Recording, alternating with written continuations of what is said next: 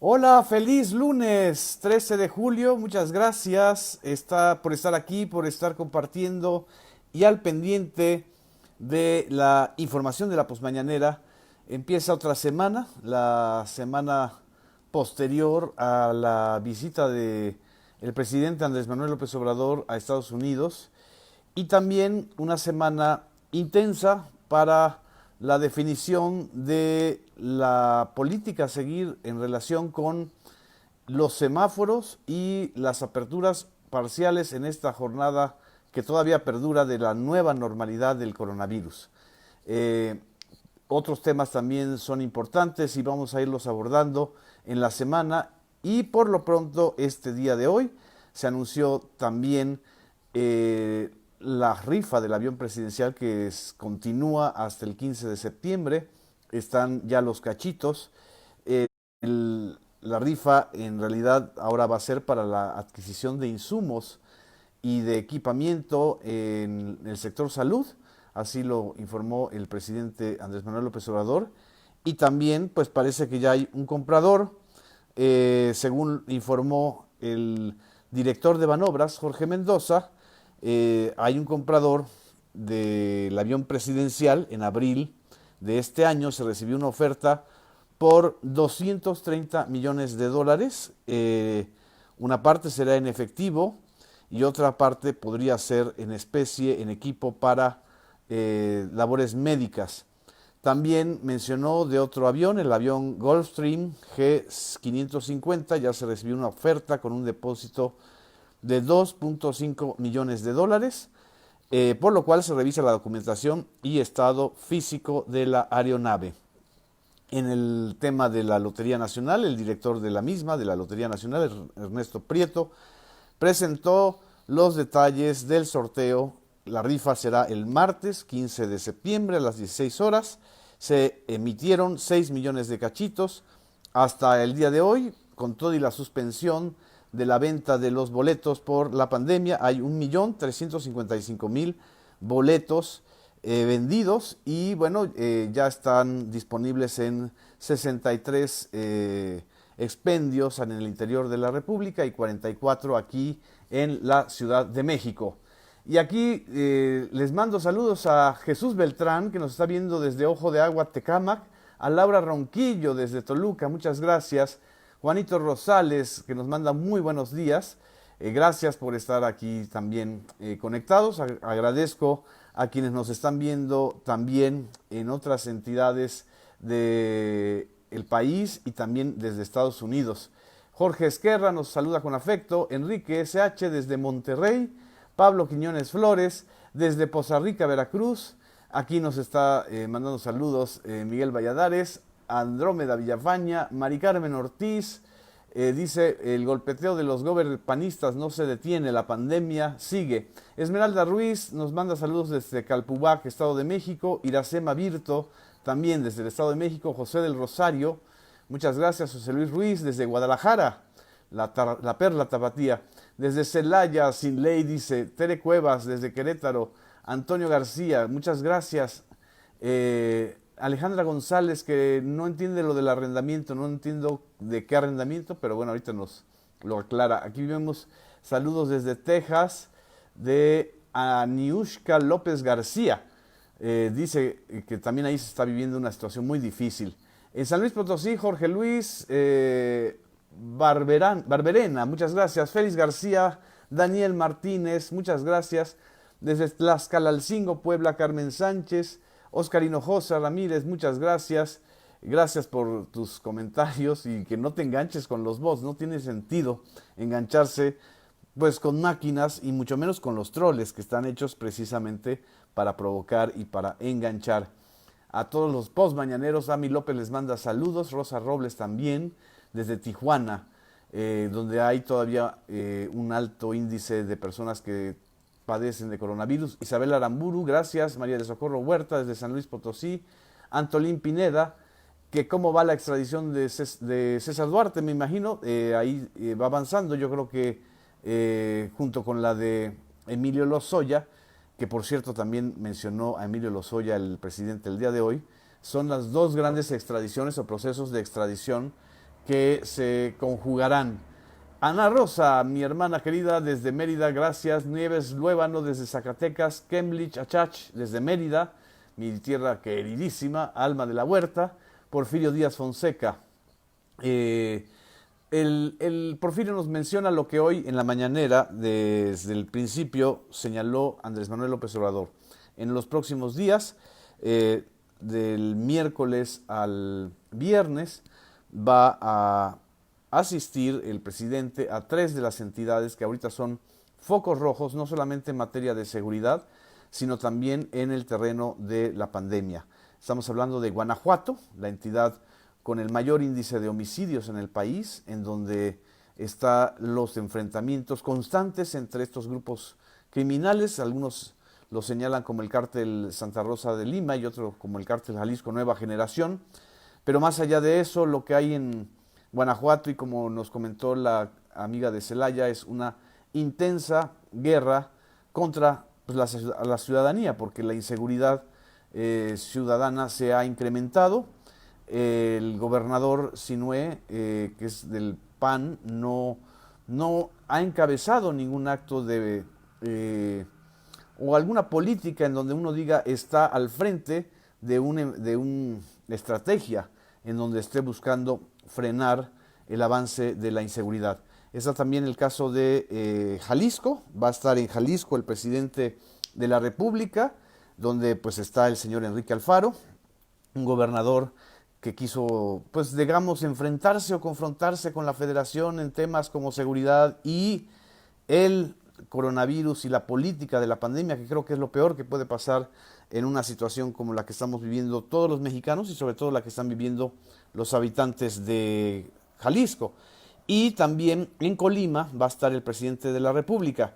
Entonces son 3 entidades que va a visitar el presidente de la República. En esas 3 entidades van a reunirse o van a hacer las reuniones de seguridad pública, y también se van a dar ahí las conferencias matutinas.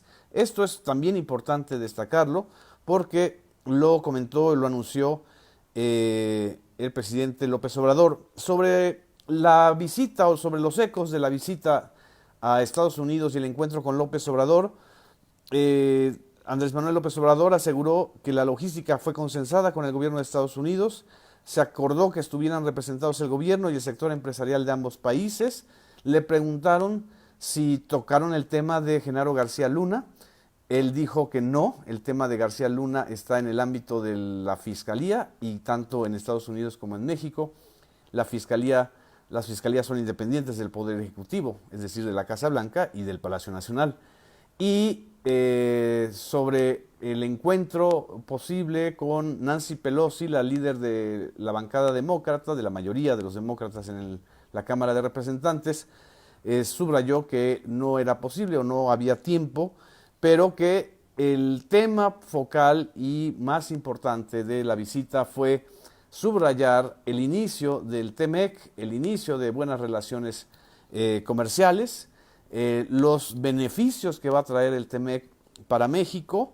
En la conferencia matutina, después del informe de quiénes quieren los precios, López Obrador subrayó este tema de el incremento necesario del precio o del salario, del precio del trabajo, es decir, del salario de los trabajadores mexicanos para que sean más competitivos, y que esto será una de de los beneficios que traerá el nuevo tratado de libre comercio con Estados Unidos. Esto incluso lo mostró en una gráfica donde se veía cómo los chinos, es decir, el precio del trabajo, los salarios de los chinos, de los trabajadores chinos, superaron con mucho al de los trabajadores mexicanos ya.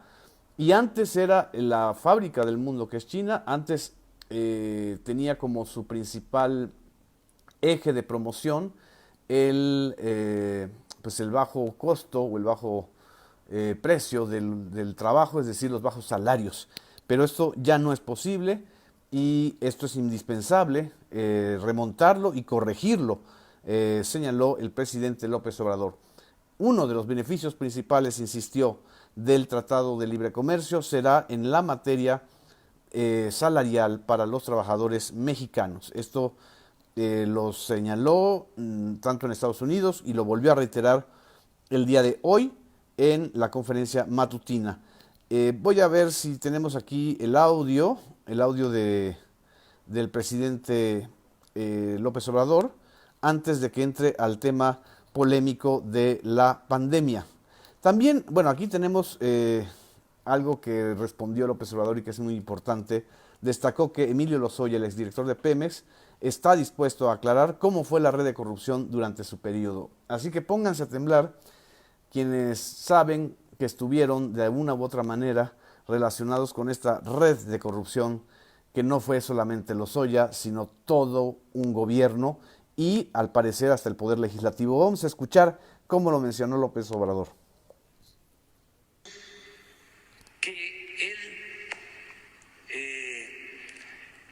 informe, aclare cómo fue.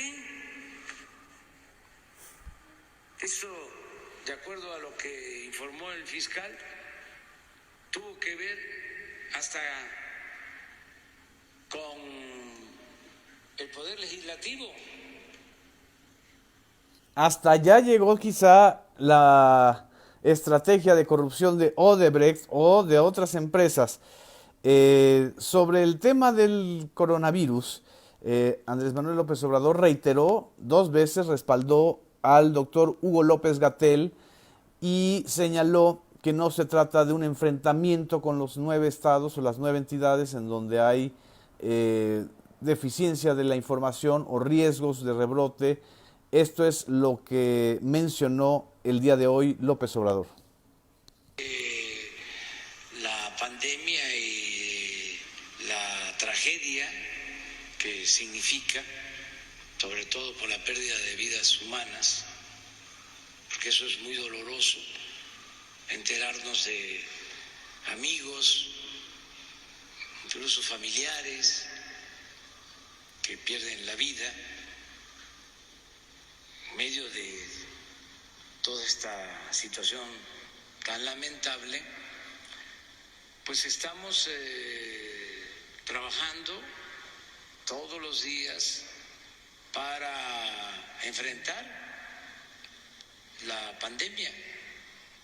Enfrentar la pandemia y también enfrentar lo que dijo es la desinformación y el amarillismo, las verdades a medias de de algunos medios de comunicación. Citó a 2 periódicos, que no tiene caso ahorita repetirlos, ya los conocen ustedes, pero sobre todo, y esto es lo que hemos insistido desde mi espacio personal y desde el espacio del Sistema Público de Radiodifusión, enfrentar la otra epidemia, que es la pandemia o la epidemia de medias verdades, de noticias falsas, que es la infodemia. Vamos a ver cómo lo mencionó el presidente López Obrador en la conferencia de hoy.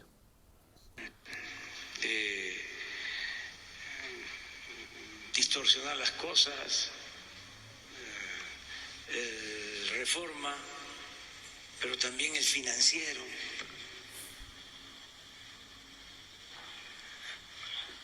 diciendo que hay más muertos en México que en Francia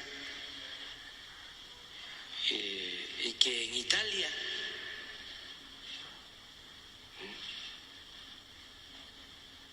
Los 2 periódicos.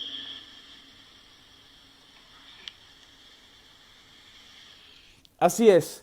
¿De qué nos sirve? Y esa es una reflexión que quiero hacer el día de hoy en este comentario de la posmañanera. ¿De qué nos sirve saber si México está en un récord, esta cosa tanática, grotesca, morbosa de ciertos medios de ver cuál país tiene más muertos que otro? Todos son muertos, seres humanos que no debieron haber fallecido por el coronavirus, seres humanos que desgraciadamente se nos adelantaron en el más allá o en la trascendencia del ser, como quieran ustedes pensar, pero el tema aquí fundamental es cómo insistentemente hacer un juicio mediático permanente contra el gobierno federal y contra la sociedad mexicana, porque aquí el tema del coronavirus involucra sobre todo a la sociedad. Es un asunto de corresponsabilidad social.